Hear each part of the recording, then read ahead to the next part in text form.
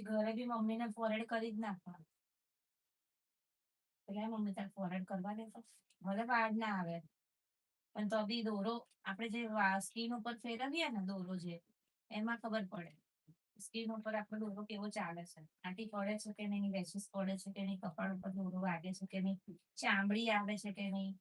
Main આપણે જે તે હમણાં લીધું ને તો પેલું કેવું આવતું હતું એવું બી ના થવું જોઈએ. એનો ખાલી ધાગો જ નીકળવો જોઈએ. એ આવે ને તો આપણી સ્કીન એવી જ પતલી હોય, ચામડી બી એવી જ હોય, કપડા જેવી જ તરત દોરામાં આવી જાય. એ દોરામાં આવું ના જોઈએ. એ જયારે સ્કીન ઉપર તું કામ કરીશ ને ત્યારે તમને ખબર પડશે કે આપણે આટી જે લઈએ છે ને એના જોડે ચામડી બી આવી જાય. એ ચામડી ભાઈ ત્યાંથી શું થાય કટ થઈ જાય આખું. એવું ના થવું જોઈએ એટલે જ કીધું કે આના ઉપર 100 વાર કરવા. એ પ્રોપર આવડી જશે ને એટલે